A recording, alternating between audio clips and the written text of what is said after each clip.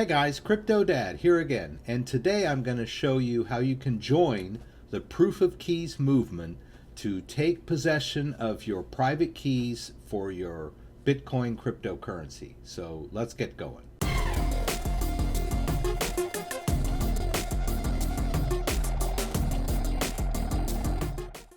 Okay, so January 3rd is the 10th anniversary of the first block on the Bitcoin blockchain, and there is a growing movement to take possession of any Bitcoin that you may own.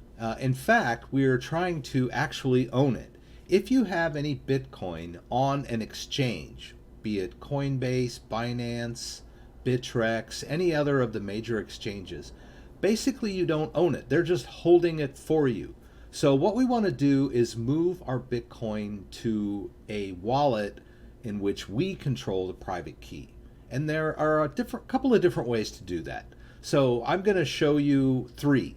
I'm going to show you how to move your Bitcoin to a desktop Bitcoin wallet, the Electrum Bitcoin wallet, a paper wallet, and I'm also going to demonstrate how to move your Bitcoin onto a hardware wallet, in my case, the Ledger Nano S. So let's dive in. Okay, so I'm not going to spend any time showing you how to purchase Bitcoin. I'm assuming if you're watching this video that you already have some somewhere. And I'm not going to deal in huge amounts today. I'm just doing some demonstration for you. But a small amount and a large amount are treated exactly the same way when we do transfers to wallets. So I'm on Coinbase, and as you can see, I have a little bit of holdings right now. So what we want to do is move those holdings into our own wallet. Now the first wallet that I will demonstrate is the Electrum Bitcoin wallet. You can head over to their homepage. Fairly simple process to get this wallet downloaded and installed. You just head over here to download and choose your platform. I'm going to choose the Windows installer.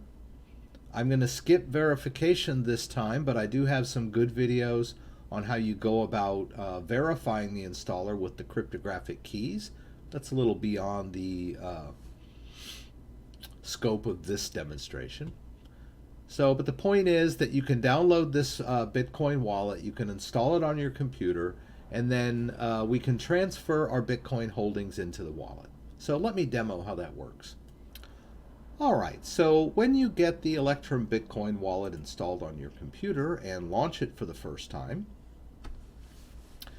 you're going to run through the setup here. Now you can name your first wallet anything you want, or you can just leave it as default. That's entirely up to you. So we could call this my wallet if we wanted to. Entirely up to you. Now, there are some advanced features that you can get into, but I'm just going to go with the standard wallet. I'm going to recommend you do that too if you've never done this before.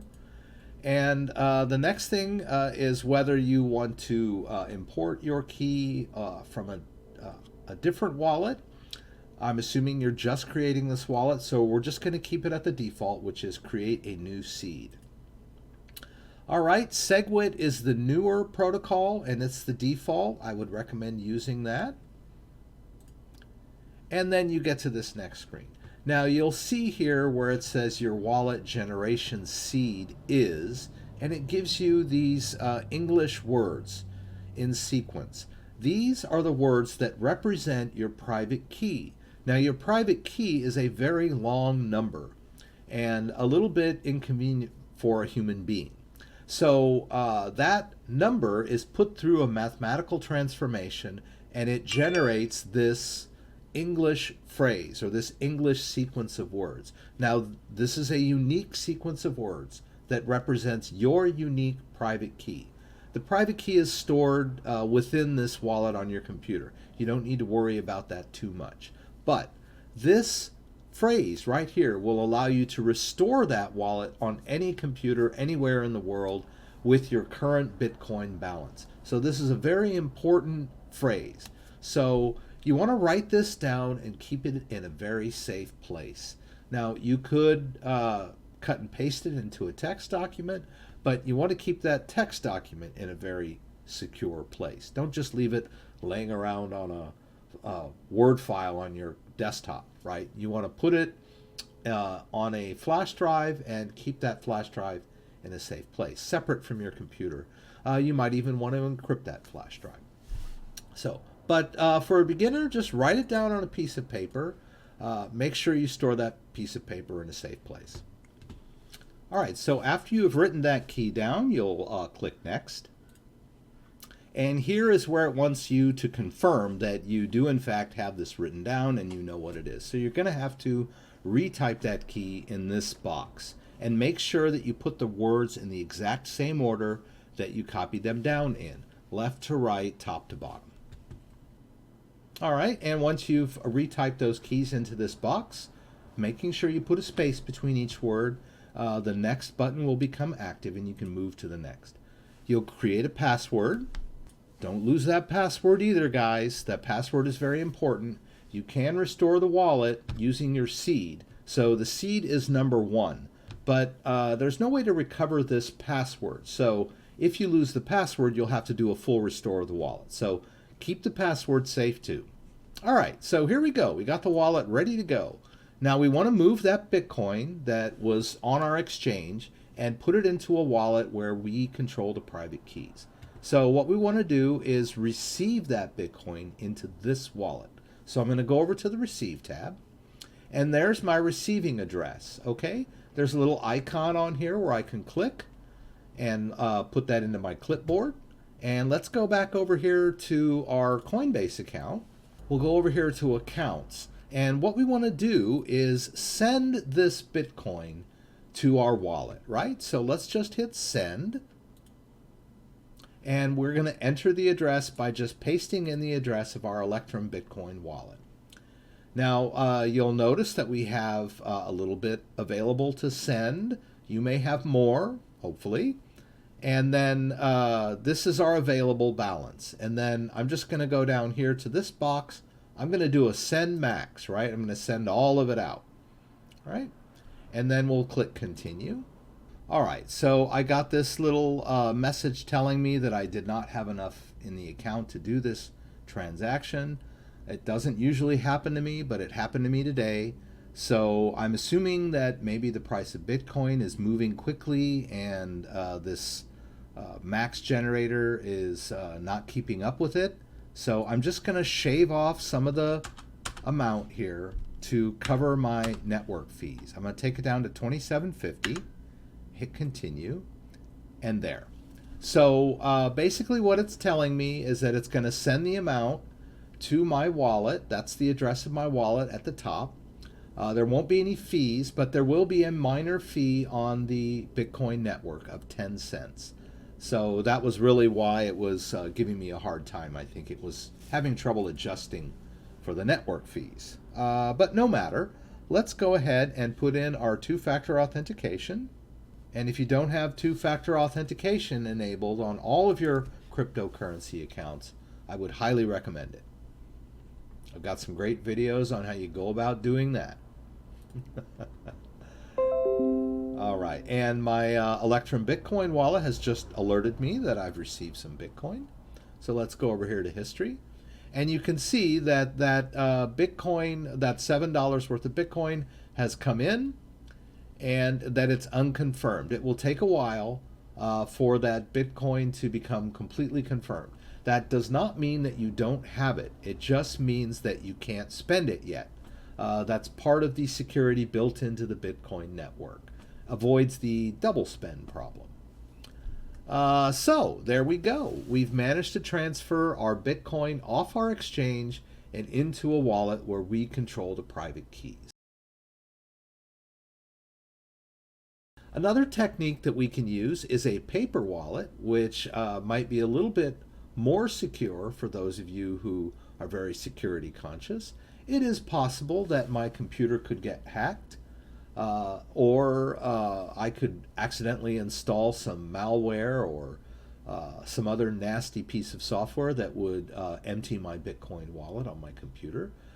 If you're a careful person, you've got firewalls and antivirus software and anti-malware software, that's probably not that great of a risk. But if you would rather be a little bit more safe about it, then you can store your Bitcoin in a paper wallet. And there are several ways to create a paper wallet, but I'm just going to show you one over here on bitaddress.org.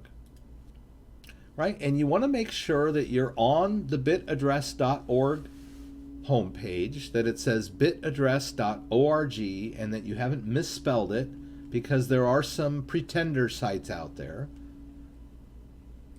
Right? And you'll notice I'm sort of moving my mouse around to create randomness, and it's generating a new Bitcoin key pair. Now in this case, the paper wallet, you can see both. You can see the public address and you can see the private address.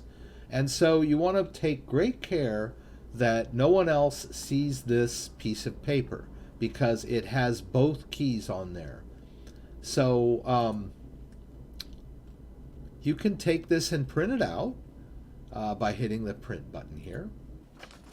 Okay, and then I printed this out on a color printer, so I've got this nice paper wallet printed out on a color printer. And the trick here is that when we do our withdrawal from our exchange account, we're going to use this public Bitcoin address as the destination, just like we did in the last section. All right? Now, let me give you a few caveats with this. When you move Bitcoin into a paper wallet, it's a little tricky to get it out. When you move Bitcoin into a paper wallet, you want to just make it long-term storage, right? It's not I'm going to move it into the paper wallet and then maybe move it back when the price goes up, you know. If you're planning on doing trading or whatever, you might want to find a more convenient place to store your Bitcoin. If you want long-term safe storage, then the paper wallet is the way to go. You can get your Bitcoin out. It's just not a quick and easy thing. All right. Another caveat that I will mention is that I did this online. It is possible that while I was doing this online, I was being observed, because I had some malware or a keylogger or some other nasty piece of software on my computer.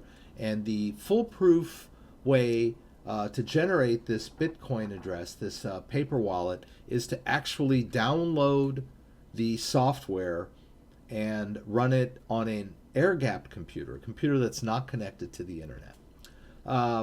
That is the foolproof way to do it. I just kind of showed you the slapdash way to do it. But like I said before, if you're a careful computer user, you're running malware, anti-malware software, antivirus software, you have a firewall, and you're pretty confident that your computer is not compromised, then you can just generate this key and print out this wallet like I did. All right?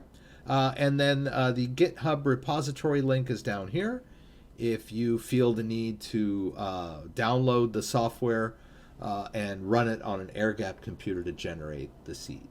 Another, the key pair address. The other caveat is that some people, even if they run that air-gapped computer, are worried about printing to a Wi-Fi enabled printer. And that is another weakness that attackers can exploit.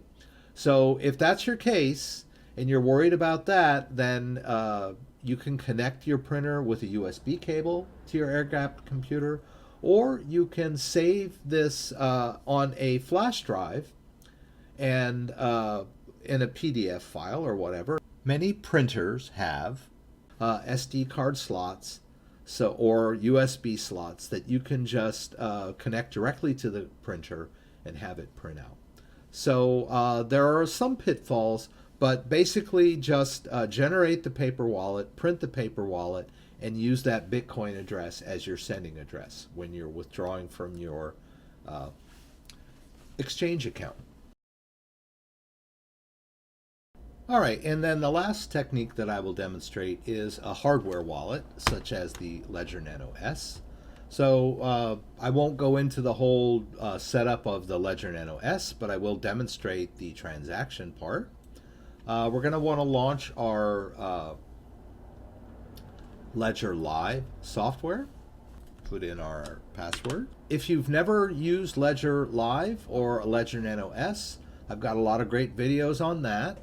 But we're just going to assume now that you've got everything set up and you just want to move some Bitcoin into this wallet, all right, from your exchange. All right, so the first thing we need is our receiving address. Where are we going to send that Bitcoin to? So in my case, I've already set up an account for Bitcoin. All right, and you'll just go into your Bitcoin account and choose receive. Now with the Ledger Nano S, there are a few things that need to be done right. I need to go into the Bitcoin app, confirm that, and then verify the address. Okay, when we do a receive, you'll notice that they scroll a Bitcoin address across the unit itself. We want to make sure that that matches what's showing on the screen to avoid any kind of scams or malware attacks that may have occurred. It's a fail-safe. All right, so there's my Bitcoin address. I'm going to hit copy. All right, and then I can just dismiss this. I'll go back over to my exchange account. In this case, it's Coinbase. This would work with any other exchange account too. They all have this same feature where you can withdraw funds. All right, it's very simple. I'm going to go over here to the BTC wallet. I'm going to choose send. The address this time is the Ledger Nano S. I'm going to go down here and do send max. I'm going to try that again and see if that works. And it does not, for whatever reason. I'm going to shave a little bit off my amount to keep them happy and try again. All right. And there we go. I'm going to send $13.50 worth of Bitcoin to this address. I'm going to put in my two-factor authentication.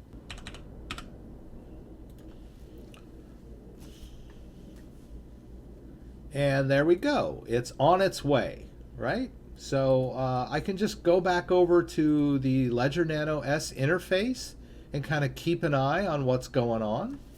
Alrighty, and it just came in. My head's in the way over here. All right, so we have December 30th, 2018, and I just received that Bitcoin that came in from my exchange account, Coinbase in this case, and it was $13.52 worth of Bitcoin, not a huge amount, but it did arrive. Now, it also needs to confirm on this one too. It doesn't really show it that much on this, but you can see if we click on the transaction that it's not confirmed yet, right? It takes a little while. Remember, that does not mean that you don't have it. It just means that it is not spendable yet. So be patient. It does take a little while for the transaction to confirm on the Bitcoin blockchain. But like I said, don't panic. If you see it in there unconfirmed, then you know you've made your transfer successfully. All right, so there you have it. I've shown you 3 techniques for creating wallets that you control the private key. And I've showed you how to do the basic transfer from an exchange into those wallets. And that's really it. Now you hold the Bitcoin. It doesn't belong to anybody else. It belongs to you. And with this possession comes great responsibility. You need to make sure that you keep your seeds safe, that you don't expose them to anyone else in person or on the internet, and you have to make sure that you don't lose them, right? I've heard lots of sad stories of people that have lost their backup phrases, their seeds, their passwords. Please, guys, this is serious business. Make sure that you put your seeds and passwords in a safe place and keep possession of your Bitcoin. I hope this was helpful. If you have any questions, throw them up in the comments. And if you want a little more depth about any of these topics, check out my channel page. I have hundreds of videos that you can check that will walk you through these things step by step. I'd like to remind everybody that I have a live stream every Friday night, 6 p.m. Pacific Standard Time. Please join me for the live Q&A from LA, where you can throw out your questions and I'll do my best to answer them on the fly. If you enjoyed this video, give me a thumbs up. If you'd like to subscribe to my channel, I would appreciate it. When you subscribe, there's a little bell that will allow you to be alerted whenever I post new content. Once again, thanks for joining me and hope to see you again soon.